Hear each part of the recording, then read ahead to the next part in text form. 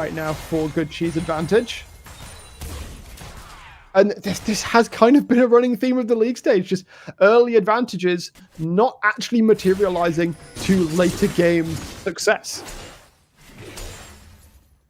Yeah, I mean, this game started so well for Bulldog Academy, and we've hit that point where Chi have been able to fight back as Harakari looking. For sure. For sure. Gonna get melted on down. He was all alone on the bottom side.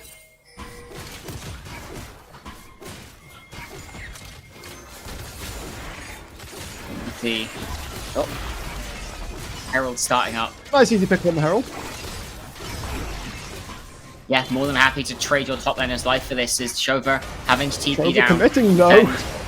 Going to defend the tier 2 turret. He's into 3 members though. Sharpie not going to fall. Kakashi going to fall. They won't be able to take the tower, but at the price of the Azir, Gucci of course will still be able to pick up the Rift Herald. Which they can use. Potential gold. Sat in waiting for an opportunity to be used as Mike will spot out Tweak here. I'll try and chase for a little bit of damage, but not at any risk right now. Unfortunately, Mike is still lacking a full item and is nearly 40 CS down towards the Rumble. Yeah, nearly 40 CS down, as you say. Also not quite at that first item yet, which is so important for Quinn's damage profile. Just to be able to find a target and one-shot them. And with these plated steel caps coming in across the board, Volti and Nectario is really going to find themselves struggling to cut through the front line as this game goes later. Oh. Clearly Gucci don't want the game to go too long because they're diving straight on in towards mid lane. 4 members committed. Stargazing will tank the tower pretty much forever with the Unbreakable Will. That's the mid. One broken open. The red to do either. They now look to step out. The first Hextech Drake of the game has now spawned and eager to not repeat the mistakes of the past.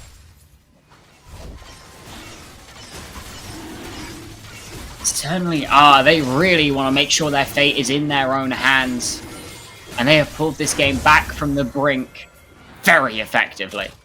I mean, it has been a bloodbath, and they have had to fight hard for it. But given this Carthus started 4-0, they have done a wonderful job of making sure they can stay in a commanding position.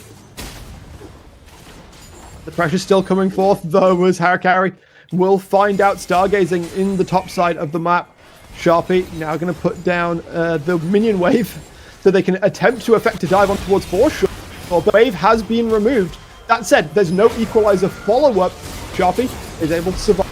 It will be more than enough, and the kill gifted across to Mike there has completed the collector now. So Quinn hitting a point of power. In the meantime, though, they get the kill, but they don't get the tier 1 turret. They give up both the turrets in the bottom lane, and that's some drifting. Twink decides to hit the tier 2 in mid. There's not a wave there just yet, so they won't have the to try and force that one forwards. However, Victarios found out, caught out in the river. Maro able to secure another kill. Now 6, 4, and 6. Getting towards that 2-item spike, that 50% crit that we were talking about before, where Ashe, with these new changes, gets all that more powerful. Yeah, and it is nothing but clinical from Chi at this point. If they're losing something, they're gaining something else, and they're doing it so incredibly well. It's the essence of macro bleeding through their veins. What does that smell like? That sounds like a perfume. I don't know. I don't think I want to know. Probably the Rift, and I don't imagine the Rift smelling very nice. Yeah. Yeah, they are just a fairly uncommon, choice of perfume among Four Nations players.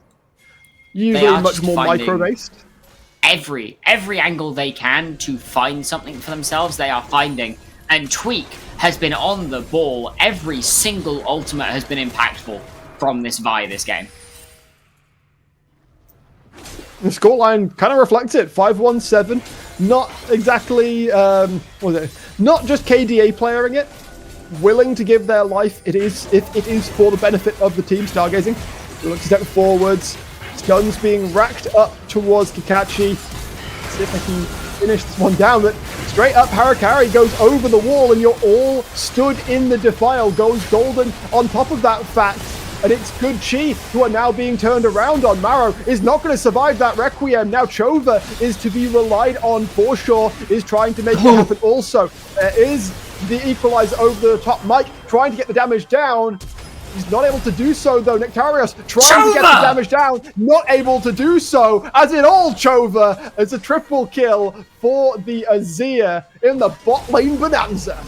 It starts as they mean to end. Chova been with this Good Chi roster since they came into Division 1, and still to this day is putting their team's fate on his back. A beautiful fight coming out of this Azir in this game.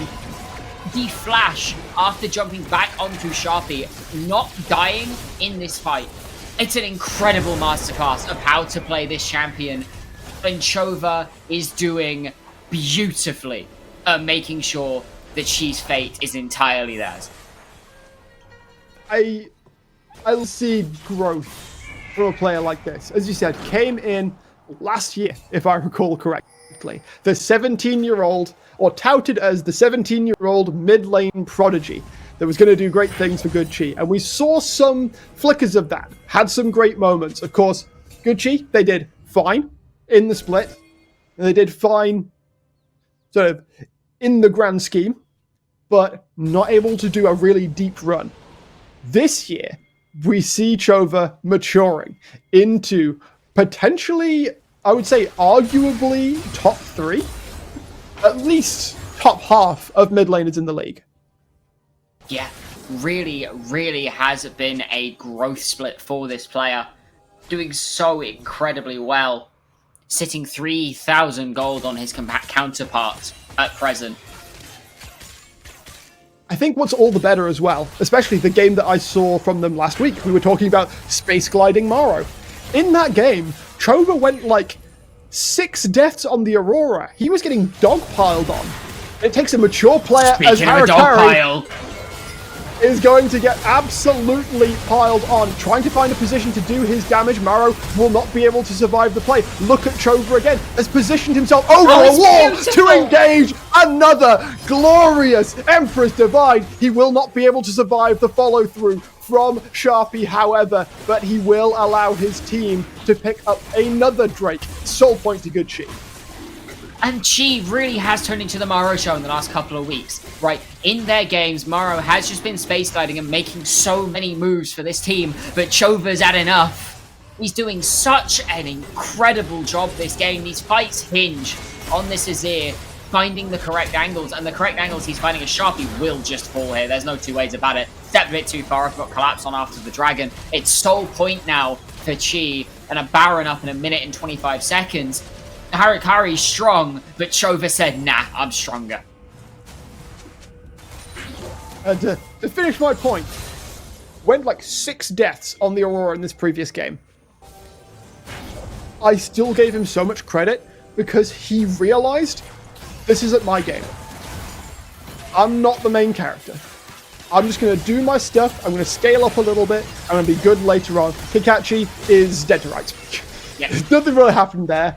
Chova knows when he is him, effectively. He knows when it's his turn to be the guy in a game. And when he's not, he is more than happy to go. That's fine. I'll drop a between worlds here and there. I'll, throw some burst onto the carries. That's all well and good. Maro, buddy, you got this. Finish it out for us. As he finds another scoop onto Harakari. Give this man gold. Give this man something like his Azir, one of his big comfort picks, and he will give you a game.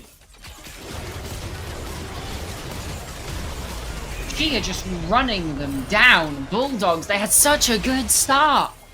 And it's like you said, we see this time after time after time. A good early game just gets lost in the source of permanent fighting.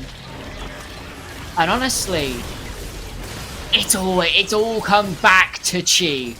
Without question, as this Baron is started up. Can they even get in? Stargazing just going to make some space. There's no away for a contest. Baron will be falling down. Kakachi will be dropping for the 8th time of the game. It is Baron to Good Chi. It is an 8,000 gold lead. Sharpie will be able to recoup some of that gold by taking down the bot tier 2. In fact, will he even be able to do that? If he does, he will not be able to survive with his life. Nope. Sandwich between Survive with Foreshore his and life. Tweak. It's a very dead crocodile. You've heard of the Bombadillo Crocodilo? This is the opposite of that. Yep, Good Chi shopping at Lacoste, putting Crocs on their t-shirts. Reptile skin They boots, continue maybe a to new push their handbag. advantage. Another catch puts Harakari down. Chova seems to just have his number this game, not allowing the Karthus to find a good position, to find that proximity that he needs to be able to duel something like an Azir. Good Chi spreading across all 3 lanes to push this one in. Chova and Tweak will start knocking first on the mid inhibitor turret. This is a mid-jungle masterclass from Good Chi. Tweak and Chova have been nothing but incredible in this game. Everything they do has meaning, has purpose, has power. And as the base is finally broken open, and Good Chi can taste their fate in their hands. They All do it need to takes is finish it one. out, however. Yeah, one more good fight, and 6 will be locked for Good Chi. Bulldog Academy on the ropes. They've been here before. They need to defend it. An arrow on to Harakari could signal the start of the fight, but they're playing it slow. They don't necessarily need to look for that engage. Chova is teleporting back into the mid lane. Bulldog Academy looking to find the angle. He actually lands a hook, but he's not able to follow up. Waves continues to stream towards the Bulldog Academy base. Supers are going to be making their way in very shortly. But they're going to engage onto the inhibitor turret. Harakari already dropping down. Tweak finding Nectaris towards the backside. He's going to be able to survive for a while. Tweak flashes out. He will drop down. It's another Emperor's Divide out from Chova that may well see Good Chi making their way to 6th place in our playoffs. It's another ace for Good Chi, and it is absolutely the victory that they had been seeking, and it is off the back of this Azir. 15, 3, Hang on. 10. I saw that for sure. The BM teleport right on the Nexus. 15, 3, and 10 coming out of Chova. With Good Chi now locked in 6th, Belfast Storm in 7th, and Paragon in 8th, this is the best outcome you could have asked for as a Good Chi fan. An absolute showstopper coming through. And another, just one of the fantastic things that you can see. It happens a lot in the Four Nations, but sometimes, as a team, you don't have the best early game. You fall behind a bit. You find your, one or more of your lanes find yourself getting caught once, twice. In a situation like this, being able to just kind of chill for a moment, wait, and play to your opportunities when they arise is a key skill. We saw that in spades from Good Chi. They lock in their fate, and they lock in the fates of both Belfast Storm and Paragon. No tiebreakers to speak of this split. That doesn't mean we haven't got another game to come, though. It doesn't. And it's Before we arguably get to one that, of our though, more impactful games. Indeed it is. We'll get to that in just a moment, but before that, the desk will break this one down.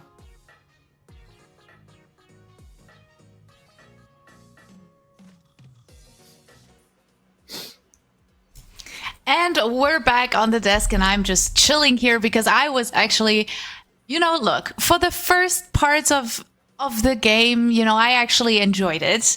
And then there was the point where I still enjoyed it, but for very different reasons, right? In the beginning, I was like, look, this Karthus might actually, but then it didn't. And then I felt like I was right, and that made me feel really good. What are your first takeaways on the game? It was a good showing. Yeah, from Bulldog, respect. I think. Respect Bulldogs. Well done, fellas. It's been a tough split, and I think it's fair to say they've tried very Yeah. hard, and they've not let it completely rattle them at any stage. Yeah, 100%. With this win, though, Gochi is locked in 6th place. Now Belfast Storm, therefore, in 7th and Paragon in 8th. So we won't have the tiebreakers, unfortunately, or fortunately, depending on who you ask. You know, like it seems to be different answers for everyone. But I think the game was creative in some ways, but it really looked one-sided at a certain point, right? Casual Cutie, am I right about that, or how do we see you? Yeah, that? I mean, a lot of good stuff coming out from Bulldogs Academy in the early game, right? Yeah. Did manage to get a couple of wraparound ganks on the Karthus. Had a really good moment on a dive in the bot lane as well.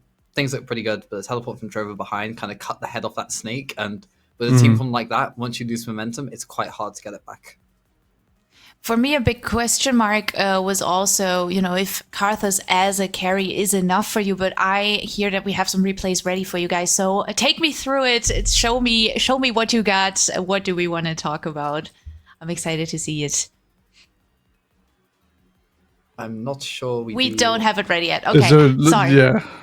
Oh, okay, wait, sorry. I misread the situation because I'm stupid and I'm usually not a host. I'm used to screaming at games when I see them. So we're actually going to a quick little break. And then after the break, we'll be back and give you some more, hopefully very intense gameplay.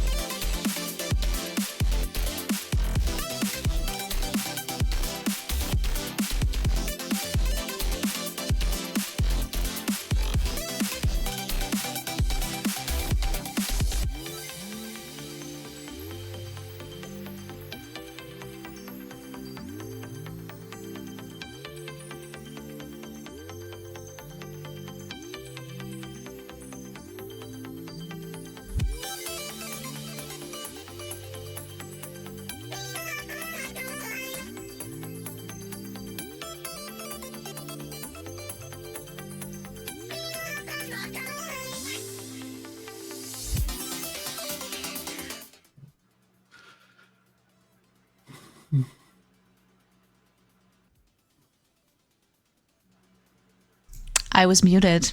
That's my thing, you know? That's just what I do now. That's just what I do. I love Try and to, take you know, Trouble's job on the NLC.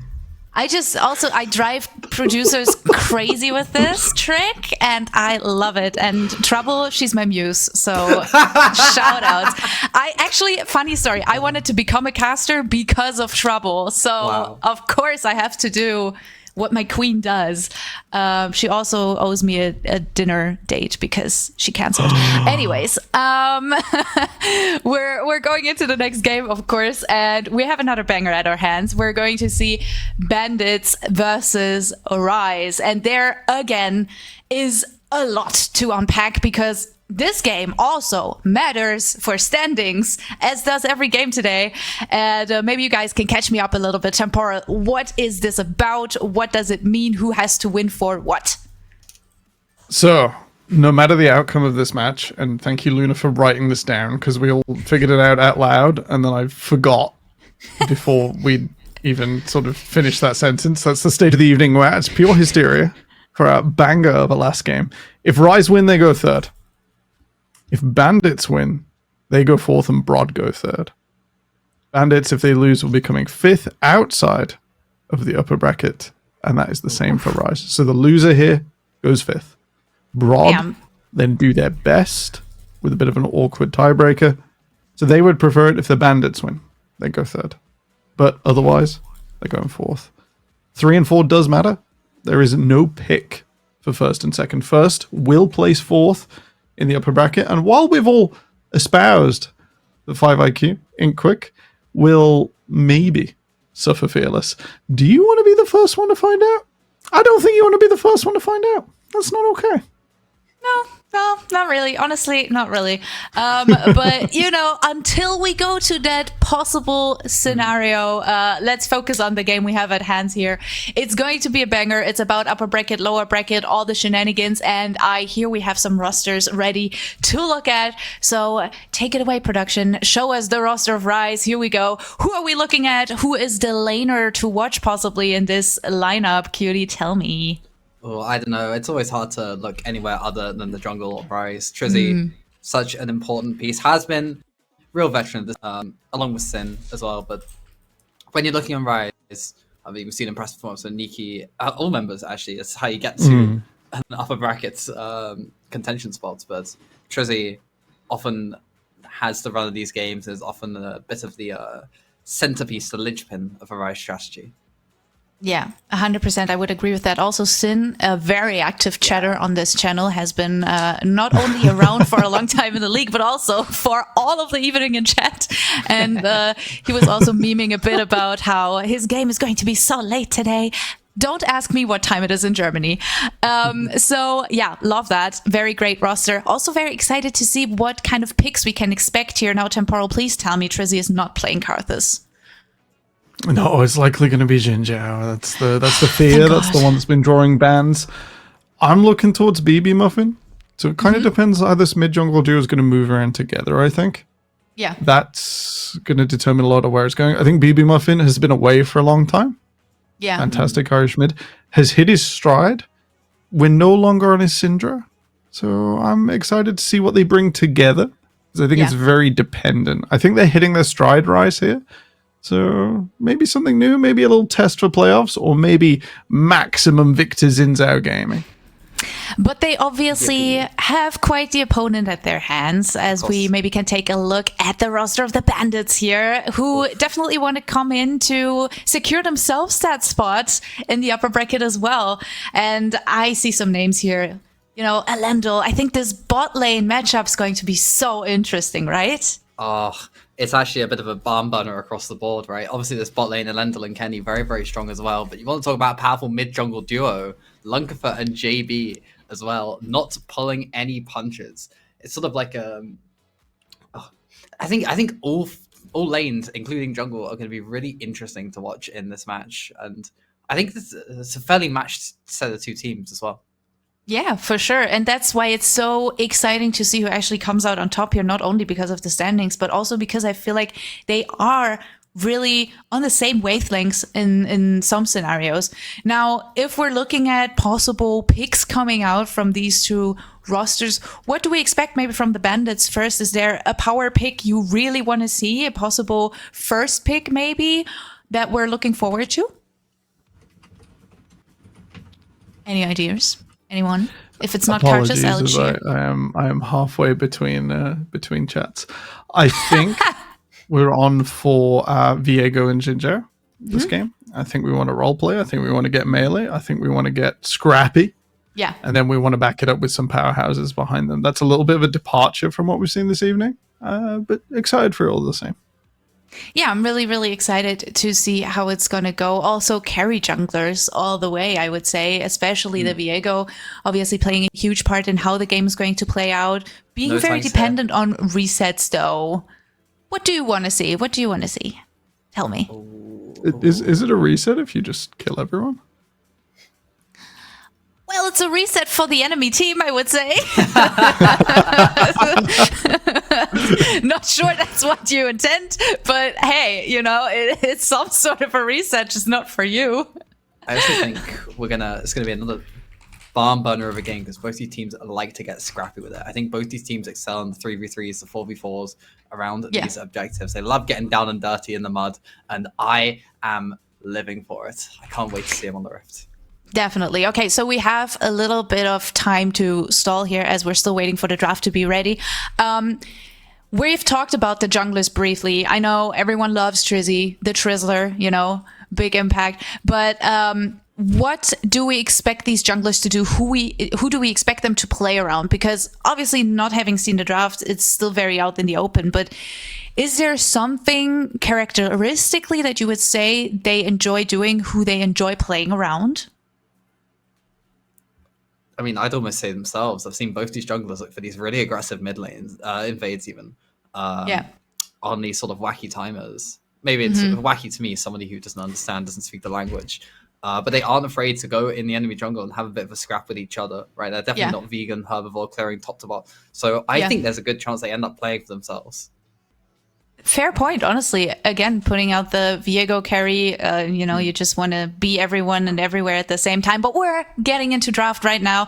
And one of the bigger carry junglers of the current patches is already gone. Nafiri out and also Xin Zhao being banned. So that seems like someone did their homework here. Loopy Argot gone as well. Tragic. Always good fun seeing Argots, especially in this league. We've got so many good Argots up in the top lane. Not this match. Yeah. Anarchy, Trizzy, Gwenflex gone as well. Trizzy made that look so good previously. Yeah. So big bans taken away. Big things on the patch still open. So we're thinking about Varus. Sin does hate it with a passion. But your qualifications on the line, buddy. You wanna see that third play. Ooh, Talia also being banned out, as well as the Ambassador, two very strong picks in the current meta, on the current patches, I would say. Also very interesting for this mid-jungle synergy, of course, or top lane synergy even. So let's see who they're going to go for as their first pick here. If it's Karthus, I will lose my mind. So I'm just going to sit here. Surely. I will Surely hope not. and pray. One thing I do want to point out is that the tempo and the specificity of these bans suggests both these teams know what they want going into this game. They know what they're looking for. What they're looking for is the Kindred, baby. I mean, It's a Trizzy classic. Not Karthus. Trizzy classic. Fair point. Fair point. Very interesting to see that. On the other hand, we do get a possible flex pick here in the Tristana. We see it a lot on bot lane, on mid lane as well. Very, very interesting. Let's see where they're going to put it and what they want to pair it up with, possibly, as we're looking for the second pick to come in. Now, do you want to answer with a jungle pick already? Because I feel like that's a very contested field here between these two teams. I mean, so many bans already on the table. The Wukong will come out for Lungafer. Pretty good on those re-engages after those Lambs respites from Trizzy. Can stack that armor up as well, get a little bit dually early in the jungle, doesn't get completely rolled over like some of these tanks do. Like to see that picked up. Yeah, that doesn't help the kite machine of Kindred. You control inside the Lamb's Respite, you're right, and whichever place this Tristana ends up has the displacement.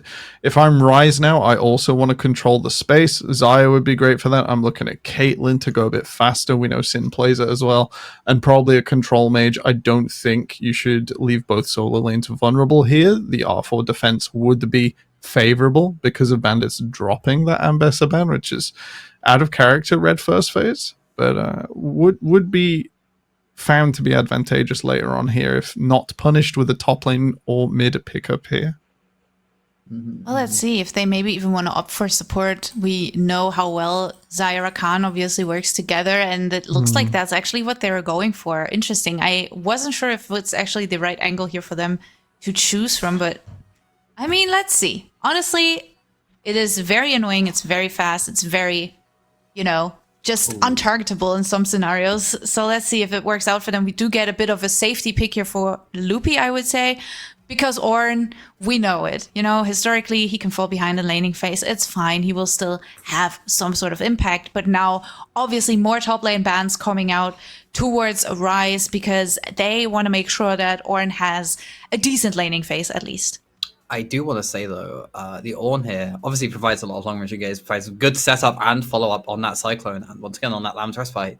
But we'll not be getting priority in these early lanes. We'll not be scrapping it that hard in these early engagements. If Trizzy finds their way into Lungfus jungle, I think it's going to take some creative pathing in order to avoid getting preyed on. Yeah, I think it's very interesting to see also that obviously now red side, the bandits very focused on these top lane bans. Then on the blue side, we get the support bans coming out here. So they really have their targets cut out for them. Yorick ban. Oh man, guys, the Yoricks I have seen so far and also in Prime League, like it's not it. Also, why does that guy get to be two guys? Like he's got his wife. It's terrible. How AFK is Maiden though? Like yesterday, I watched a game where Maiden was just standing around like a random NPC, not doing anything. So I don't know if something's up with that, but get your wifey under control. What's going on?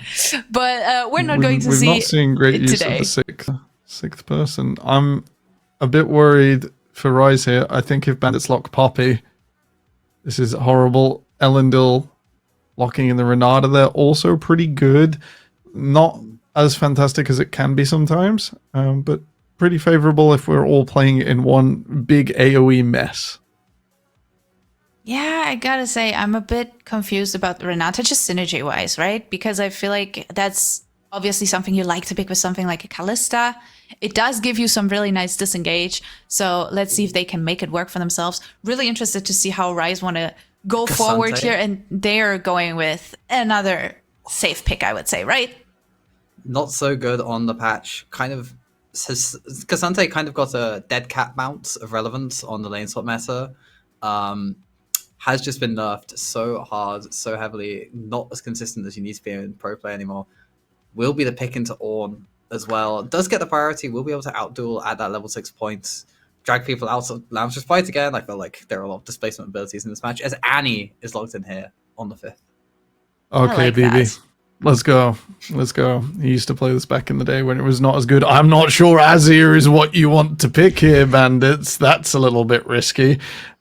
The penetration, 15% when you unlock Tibbers, I believe. It's somewhere on the kit. Doesn't spike you straight away. It doesn't make up for the base damage loss. At level 16, it means someone will die. That's it. Yeah. So the Annie has that better curve through the game. Azir generally vulnerable to this pattern of play. You will not get the wall out. It will not happen. And it's a little bit of a worry. However, we'll let you buy space. And I think a lot of the bandits picks are focused in here on Kindred's Lamb's Respite. So if that doesn't become as big a factor, the execution bar for them raised massively. Yeah, I feel like for the red side, for bandits here, it's really about this buying space, zoning people away, disengaging if possible.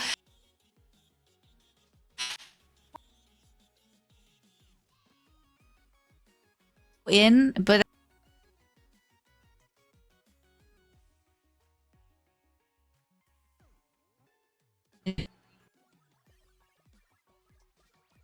Hey, it's fine.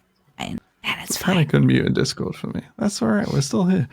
I was leaning towards the bandits, and then I wasn't convinced with the Cassante. I think the Annie absolutely rules this draft. I think the ability to play away from it is so hard.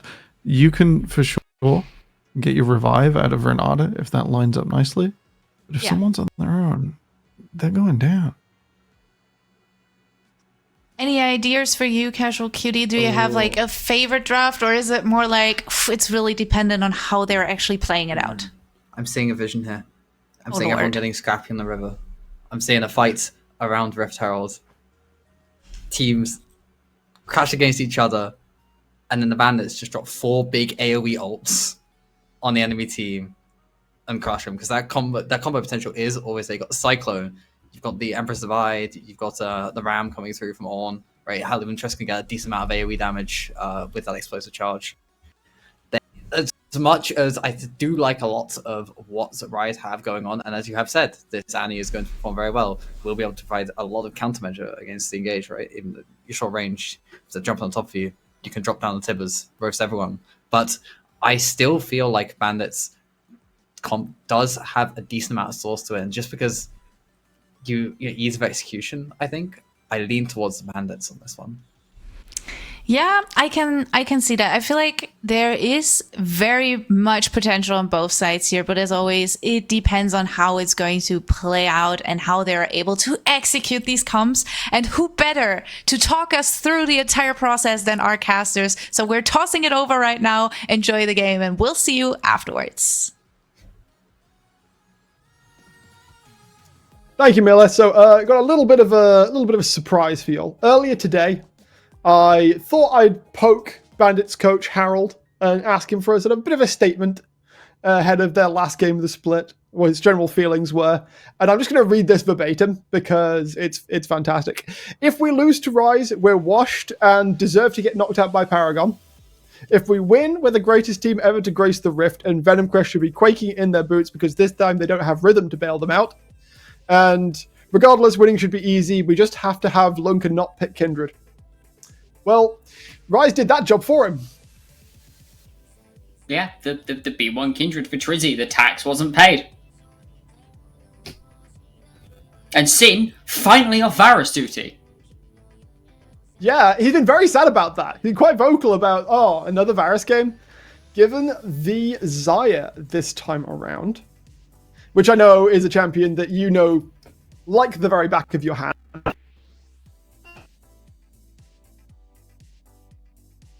Really big fan of the Xayah pick in that situation with the information you've got. It's not great into the Renata, but generally it's a very good pick in the game as a whole with what Bandits are looking to do. Does rely on your reactions being decent, but I think we can trust Sin with that at a base level. Has shown to be one of our better space gliding AD carries. My bigger concern is the Rakan for Nemone. Rakan really not great in this game. There's a lot of things to disrupt you, including a Xayah Tristana, which could be very dangerous, especially since this is, it's JB Elendil, who we know to be a very strong carry duo. How much do we factor in the Annie there, though? Because you can't just jump in now if you're Elendil, because you're going to get... Well, that's the thing. Cinders. Late game Tristana does not want to jump forward. Early game Tristana wants to jump forwards because you need the extra damage and the close range to ensure you get your damage off. Late game Tristana, you are using Rocket Jump to stay at maximum auto range and kite around a fight. You are never using it to go entirely aggro, which means if Elendil is playing his range perfectly, there is no world in which BB Muffin can ever blow him up without flash. Yeah, the concern then lies with JB, because as Temporal said on the desk, at level 16, Annie's passive 15% magic penetration just means somebody dies. Roughly translated, it means one person dies, and it's probably JB. You die. No play. And it kind of has to be the Azir. The remaining 4 members of the Bandits, are they able to win out the fight without the Azir? Tell a lie. It actually has to be Kenny. For one big reason. You can flash ult JB all you want. Doesn't matter if Bailout and Guardian is there to keep him alive, and he can still get in and sweep you. Because even if he dies after the sweep, all he needs to do is scoop you up and hand you to his team. You kind of have to go for Kenny.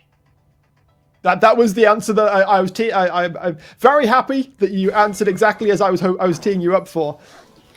Kenny is going to be the kind of the arbiter of whether BB Muffin gets to just murder people or not in the later stages of the game, as we are on to the Rift for our last game of the league stage.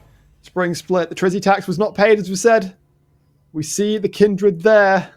Lunkifer, in a previous game, not having the best time on Kindred, so instead he has chosen to reject modernity, and he is on to the Wukong, a champion that's quite near and dear to my own heart, actually. I've recently rediscovered my love for this champion.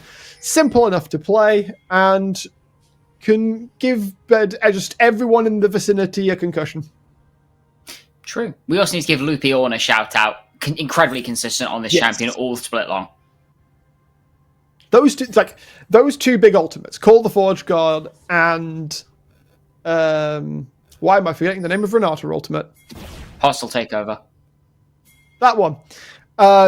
You can basically either you can choose to lay them on top of each other in a team fight, or throw them in an awkward sort of X shape that makes it really difficult for Ryze to not get hit by at least one of them. Yeah. The great thing about Ornal, that Call of the Forge God, is you can send it two different directions. So you can actually have it sent in a V. You can have it sent in a V and just have the Renata ult go straight between the goalposts. The long story short of that, it can cover a lot of ground as the immediate engage onto Kenny, taking the damage. Nemini gets buffed up, of course, by Sin, and bye-bye. Kenny is dead. Summoners expended. Nemini using his own as well. Of course, the Zyra-Khan duo does a lot of damage in the early stages of the game if you do not respect it, especially since, as we saw, Sin started with the Deadly Plumage. Yeah, an age-old Xayah Rakan tactic, of course. When Xayah is paired with Rakan, Rakan also gains an attack speed buff and sends out the feathers from Deadly Plumage, and it's absolutely devastating, especially when you're as squishy as a Renata, who's only taken E level 1.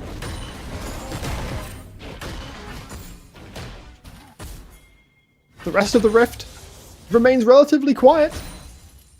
Loopy, Aniki, of course. I mean, how much can really happen in a Cassante Ornn matchup in the very early levels? They both do decent damage, but no one is really killing the other. Aniki taking a lot of tower damage, though. But at the end of the day, that actually just kind of evens out the damage taken. It does, but you got to remember that this is a matchup against two tank assassin, mage, marksman, carry, tank, engage champions. Both of these champions can do everything. They can. It wouldn't be the first time we've seen a really random early game Ornn or Cassante solo kill. BB Muffin playing this very aggressive early lane, and JB cannot step to it right now. Does not have enough levels. The W in the queue to a little bit of that space to play, because a full combo, including the electrocute at this point, could mean the end of him. Double scuttle for Trizzy guarantees that first early mark. Lunkifer wants Sin. Trying to make his mark. Yeah. Cannot get on towards the Xayah. Nemini. Nemini. You could have... No Lovers Recall today. Nemini forgetting the key mechanic of the Lovers duo. No Lovers Recall today. JB, forced to use that teleport early, already lost a quarter of his health on his way back to lane. And of course, for BB Muffin, any damage that he takes here is basically moot, and as long as he doesn't die, because he's still got his TP. He can just use it with impunity. And he's still got higher health than JB. I dislike Annie. Annie's not a fun champion to play into. If you're a Ryze fan, you should be liking how this is going, the early stages of the game. BB Muffin, I think, will end up being forced out now that Kenny has made his presence known. Nemini also nearby. Trizzy, not too far away as well. Just First giving dragon the cover. has spawned up. Yeah. I was wondering if they were going to look for a very early dragon start. Of course, Elendil has a wave that he has to deal with. Nemini and Sid are fairly free as Loopy... that's level 5. I said it once. I'll say it again. Random early game kills out of Ornn and Cassante.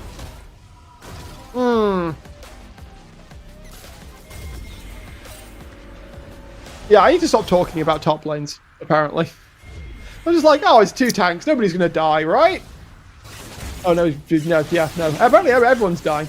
And as suspected, Rise will take advantage of their early game advantage to secure the first dragon. Hextech, very, very nice one to get a single one of. Perhaps the best.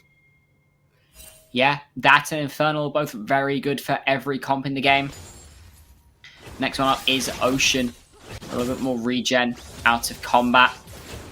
We see they are now very close to both the feat of warfare and the feat of monster slaying, with these grubs coming up soon as like the bot side. And he gets jumped on. That is a lot of feather damage. Ignite onto Elendil. Barrier burned. Flash burned. Sin trying to jump forwards. Not quite going to be able to take that one down. He'll have to be used by Kenny, though, and it is he who will give his life. Feat of warfare secured. Lunkafor gets found out towards the top side. 4 early kills for Rise Gaming. The funny thing is that we were talking about the Trizzy tax. He didn't even participate in that kill on Tulunka. Nope. Can we get a stat check on Trizzy? I believe it's 2, but I'd rather be safe than sorry. I think if he participated in that kill, then it would have been 3, so yeah, 2 sounds about right. I believe it's 3. Logically it's 3, because it's been 2 scuttles. But I would rather be certain than to sit here talking out my backside. So if we can get a stat check on this Kindred, that would be much appreciated. If not, it's not the end of the world. We can assume at 2 for now. We'll keep an eye out. Instead, We'll keep an eye out for future developments to that effect. Of course, grubs will be spawning in 20 seconds time. There are quite a few members of the bandits towards the top side, so they might want to contest it. The problem is Lunkafor not level 6 yet. Wukong really coming online. Speak of the devil, just hitting level 6 now, so they are able to look for a potential contest. They have some big ultimates. Trizzy, of course, is still quite eager to get that mark down onto Lunka. He is going to spot Kenny here. Handshake into immediate ultimate from Trizzy. Lunka trying to get the damage down. Trizzy will be able to survive for now. Lunka choosing just to flash away for safety. Tibber's not quite available for BB Muffin. Didn't have a stun available either. But it does mean that they have to step away. They will look to start up the grubs here. JB walking in. Kenny getting completely zoned off. And look at Loopy. He's way too low to do anything. As Lunka again just gets a Tibbers to the face. JB needs to try and get out. He's got a flash available. But Nemini is chasing him to the ends of the earth. Is there a handshake or something for Kenny? No, there is not. JB able to flash and survive, though, as BB Muffin has decided that Kenny needs another taste of the dirt. As his own flash will be able to get away. But again, it is Rise completely dictating what is happening this early game. The one time Bandits have tried to be proactive, it has been thrown right back in their face. yeah, I mean, Rise are just running away with this game. The Bandits are being shown their hubris. Punishment after punishment. Beautiful. Loopy. Beautiful. Goodbye, you know Trizzy is right there, my guy. Pull the forward guard being used to try and survive this one out. Not going to be able to. Trizzy will pick up his first kill, his first participation of the game. But of course, not to say that he has not been all over these jungle objectives. Absolutely not. It is now 2 objectives in the feat of monster slaying. It's 6-2-0. One more epic monster. And Rise has secured feats. You have to get all 3, right, for the stat? Nope, not anymore. For grubs, it is get 2, because there's only 3 in the game. Okay, the indicator to the top side lied to me then. Oh, there we go. It's finally updated. You know what? I love how I'm saying things and then just like a fraction of a second later, they're actually happening. You're a prophet. Let's not go too far. But so far, this is a perfect game for Rise. Oh, absolutely. They are very happy with the situation they find themselves in. BB Muffin, we're talking about not maybe having the craziest damage in the early stages of the game. That said, JB has not been able to step to what BB Muffin has been putting down thus far. And we still have to look forward to that later stage in the game where the Annie just decides that someone's free trial of life has expired. As they Like got right finished. now. And JP gets 2/3. We can already see just how much strength this Annie has, and this is but only at one item. This is at level 8. This only goes up from here, ladies and gentlemen. This Trizzy starts up the third and final objective for Rise to secure those feats, and I don't believe there is anything the Bandits can do in return. They are just being outclassed across the map at this point in time. And honestly, a dive could be on the cards for the bot lane immediately after this. I have to wonder where the miscalculation happened for Bandits, because we came into this. Oh, they've got the easier to execute composition, the backs being interrupted. I don't know if they'll commit to the dive here, but just keeping them in bot lane that little bit longer is Xayah has still a win Featherstorm. of sorts. They could look for something if they really wanted. Do they need to, though? Remember, we've talked about how time and time again teams get early advantages. BB Muffin will drop down. Trizzy is able to secure the kill in trade. Lunkerfart looking to go forwards, but gets denied as Trizzy sends him away with the blast cone. Well, it's no longer the perfect game. I don't think Rise were going for the perfect game. No, but it would have been funny. Also, in modern League of Legends, there's just so much stuff that a truly perfect game, I think it isn't really possible. Elendil gonna get jumped on, taken down. Nemini will be able to secure that one. Lunker can step in to try and clear out the wave a little bit. At least the tower will not be removed. Kenny is here as well, trying to put some damage down onto Trizzy, but Lunker is not going to do that much damage right now.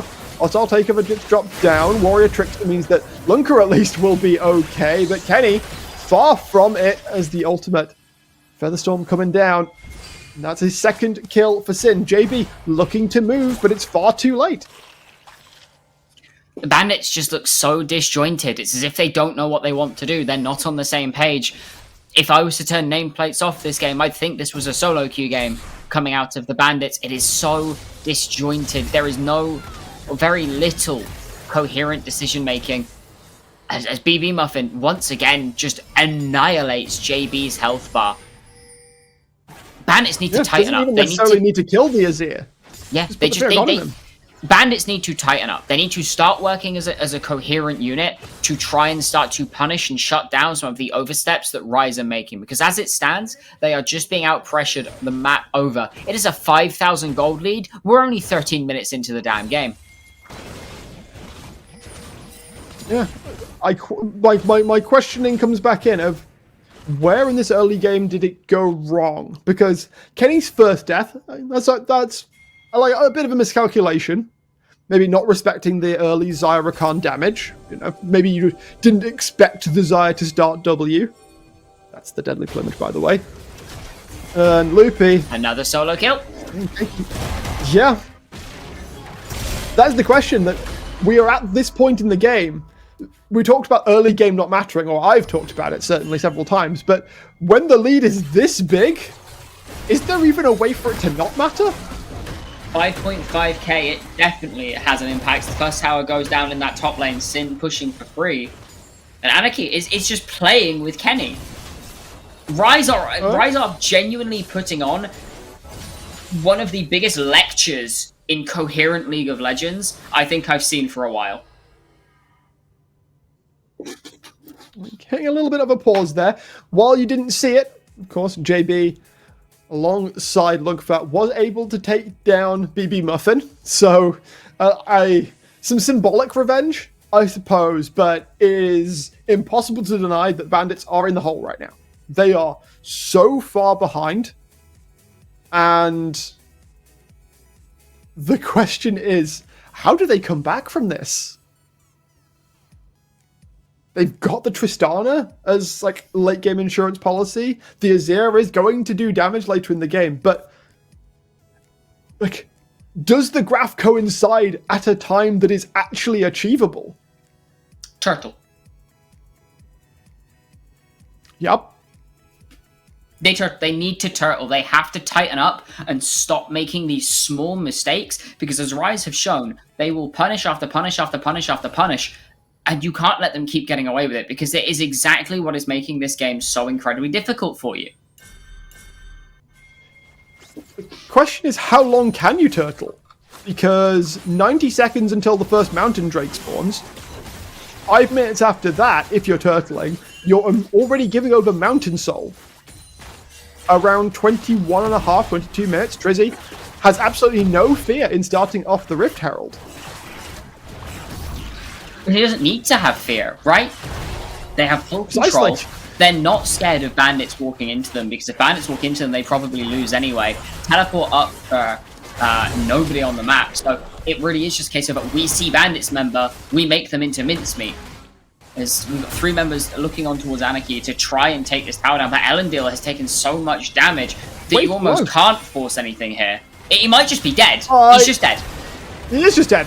Like, you're not surviving with the bailout. Aniki looking to put some more damage down. Nemini is tangling with Lunkafa, does have the ultimate available, but look who's rolling on down. Here comes BB Muffin, the warrior trickster, keeps him hidden for a short while, but it's very short invisibility. BB Muffin pick up his 3rd kill of the game. The advantage continues to push towards Rise Gaming. Bandits, they're going to have to commit one hell of a heist for this to come back. Is it wait for soul?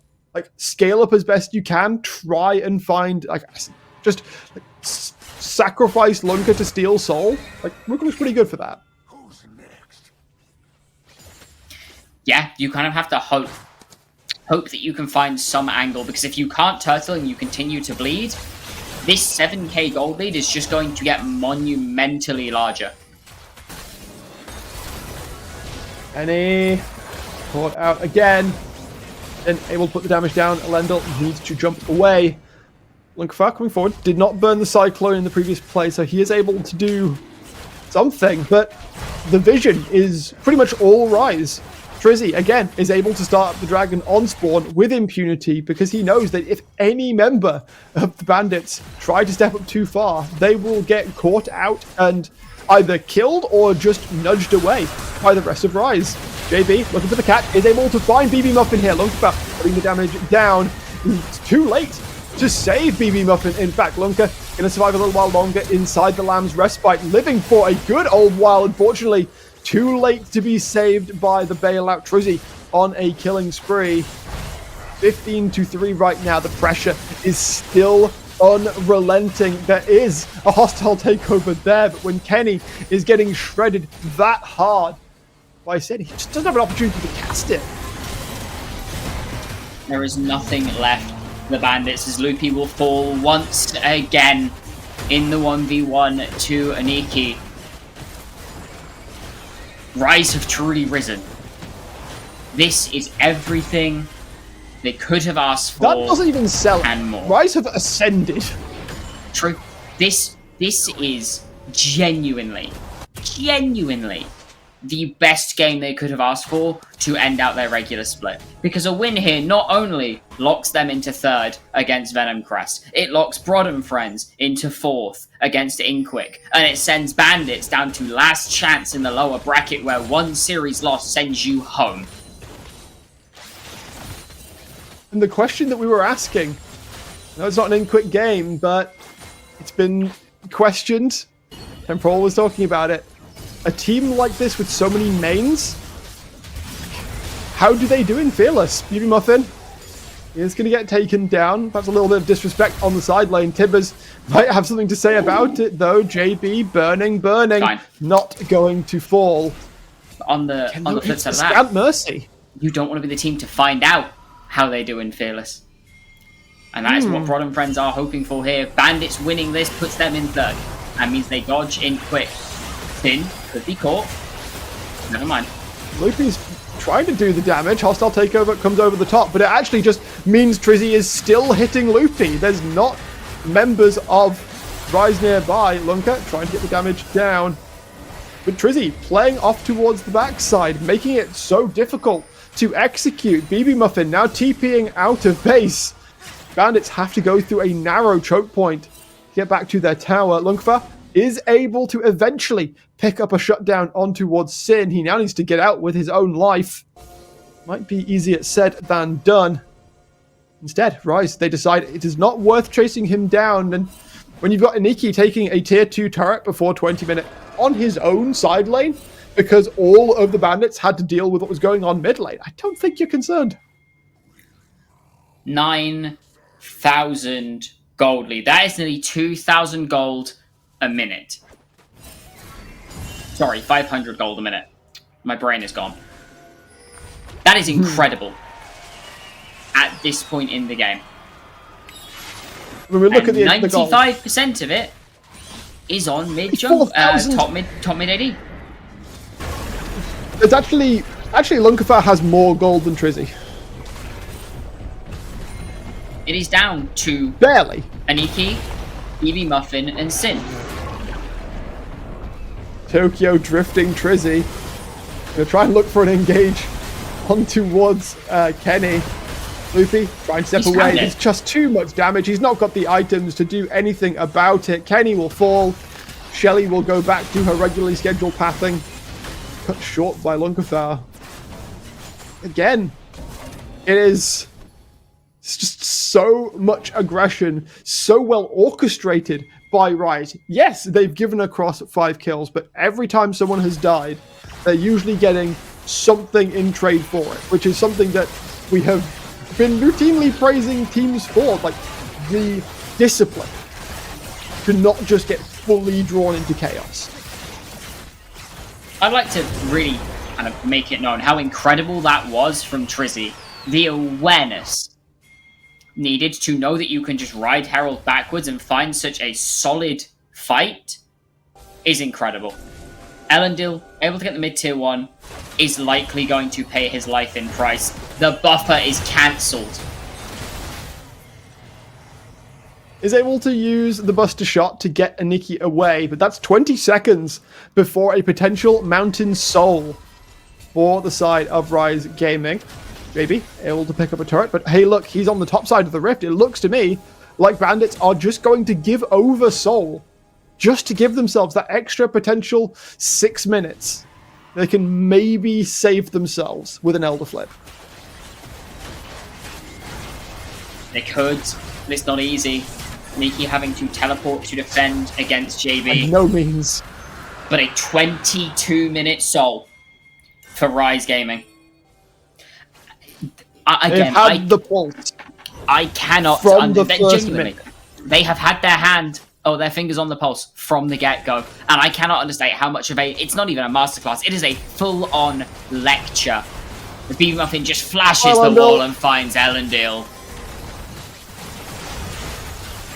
Loopy's not long for this world either. It looks like Elder is a long, long way away. Right, they're going to try and break open the base. I say try, it's basically a formality.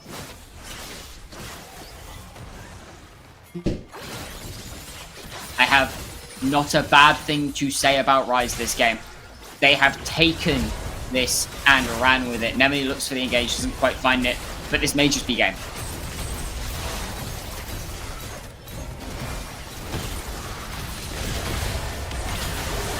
In fact, solid pushback coming in. Sin's surviving though. 3 members It's a fall. formality though. It's a formality. 3 members fall. It's a 3 for 2. Actually, Loopy hold on, versus they the may world. have held on. Never mind, it's Loopy versus the world. Rise have secured 3 themselves members on the third. Nexus. They have secured themselves third, broad fourth, and booted Bandits down into the lower bracket. And they have done so in such a fashion where you cannot question if this was a fluke. Loopy just trying to get Aniki down for some pride points before the game ends, but Rise Gaming with fantastic efficiency, with an absolute spark of killer instinct, that was almost a dismantling. Like the I kills don't that think Bandit there's an got almost were about because it. Rise Gaming willed it so. I don't think there's an almost about it. That was a dismantling. That was piece by piece, Rise taking Bandits apart from start to finish. It was an incredible showing coming out of the Rise roster. And while Bandits may have been finalists last split and their roster has largely stayed the same, Rise have been on this upward trajectory from split start, and they ain't slowing it down any time soon. That was a pleasure to watch.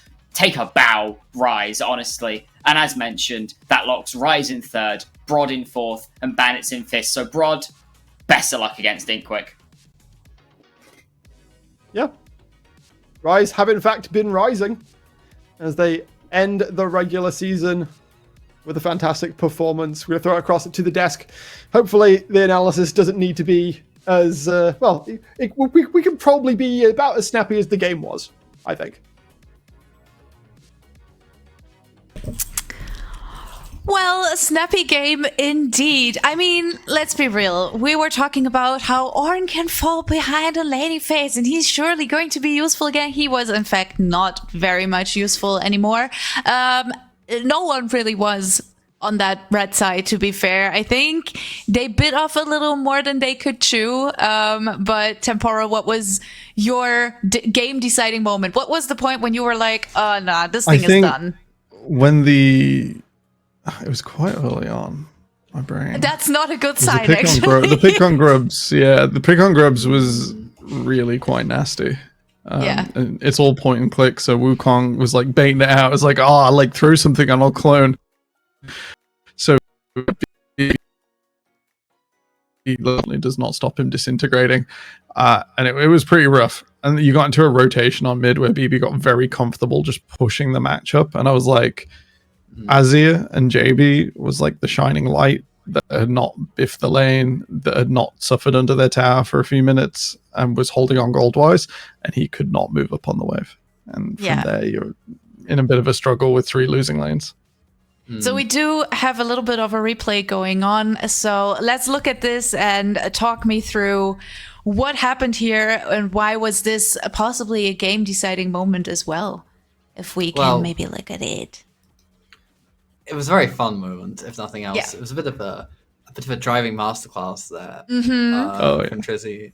I'm gonna hold off to see if we do get the replay. We don't want to sing, you know. Don't want to spoil. You would have just like, hey, here we go. Oh, I'm so excited. Bit of a driving masterclass by Trizzy here. It gets interrupted on the recall by the Tristan bomb. Flash, wait, this is even better. Summons up the Herald to make it out and dodge the Trist bomb. Yeah, I love the flash at full health as well. He's not even entertaining. He wants to hit the turret, gets the turret, takes the Herald, drives it back. Here, hits the 1, hits the 2, hits him even harder. Just takes him out. Really was decapitated the game here for Rise. Yeah, I think decapitating the game is a very good way to put it because, again, as we mentioned, and as the cast also pointed out, it was a very, very one-sided match to look at. So as for the standings, we've already kind of heard what it's going to look like. So everything has been decided at this point, and we're looking at the bracket for our playoffs stage. Now, Inkquick versus Broad and Friends. Look, guys, I'm not sure how I feel about this. I feel for Broad, but also Inkquick, they have been going through it without any distractions at all. What's the matchup you're most looking forward to, actually? Ooh, personally, I'm looking towards that Venom Crest Rise matchup.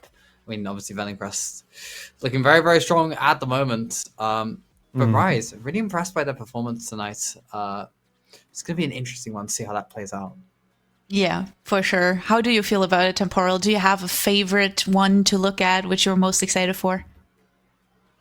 Favorite series? Oh, I think Good Chi versus Belfast is a bit of heartbreak. They both have a lot of potential, and one of them cannot continue. Other than that, Inkquick and Broad was close earlier. Yeah. Maybe a little bit of Fearless will put Inkquick not on the forward foot.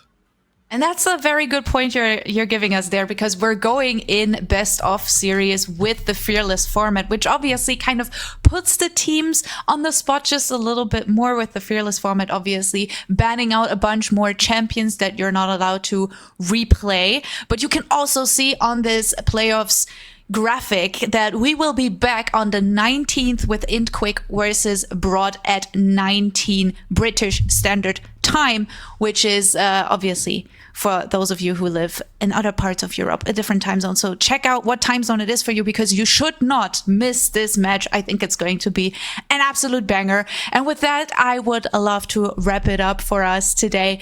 Big shout out to both of our casters, to the production crew who has been working endlessly behind the scenes. It was a bit of a struggle bus here and there, but we made it through the day. So a big applause to everyone involved here. And obviously, thank you guys so much for joining me on the desk. I hope you had a bunch of fun. It was full of laughs, for sure. And with that, I will give a shout out to the UKL, of course. Make sure to follow all of our socials so you can stay up to date with what's going on. You're not going to miss any matches. And you will also get a lot of the banter that's going on behind the scenes, because there is tons of it. And that's it from us. We're out for the day. I'm going to sleep now because it's almost midnight in Germany. Season. Yeah. I mean, look. Let me go get some sleep. Yeah, fine. Okay, I will get sleep now. It's late for me, but you guys do whatever you want to do.